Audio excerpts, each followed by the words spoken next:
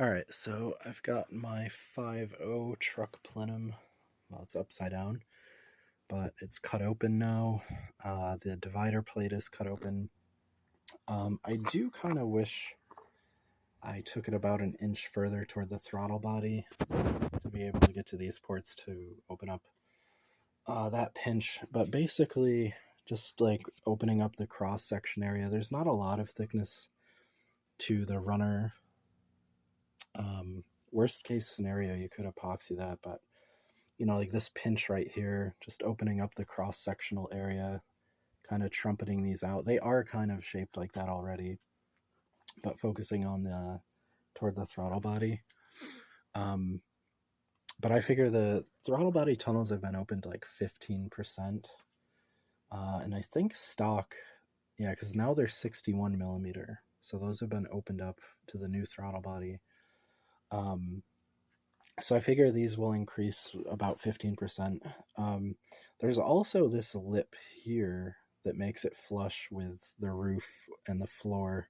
You can see it a little bit here, as I may increase the height a bit of the actual port, but really the focus is going to be reaching down and again opening up the cross-sectional area, kind of just moving that pinch. And the thing is obviously you can see that from the inside, but just by looking at the runners on the bottom, you can see where the dog legs are. So I'm not going to go nuts, but I'm not going to shorten these. Like sometimes people will just shorten their runners a bit, probably by making the port entry a little bit larger and more area, but that'll increase the RPM so that it'll be able to breathe at a higher RPM. So I'm hoping it'll increase the power range, better suited for the camshaft, because it's not high duration, but it's advertised close to 300.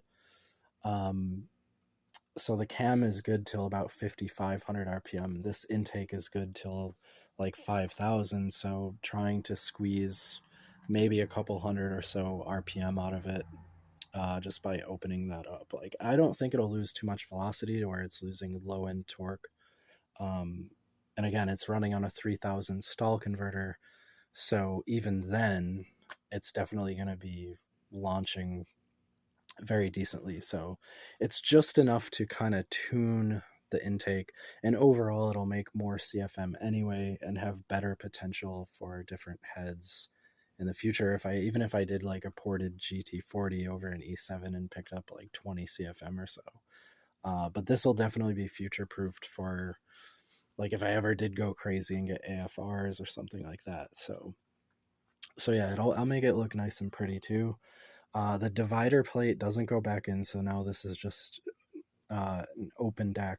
I am going to grind this back and make that look nice and neat. I'm not too worried about that plate still being there on those runners and cylinders, but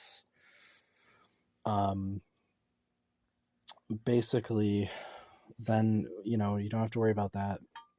Then this will just get welded back up, and then I'll probably put, some epoxy all around the seam, grind the welds down, make it look nice and neat, and then just repaint it, and you would probably not even know.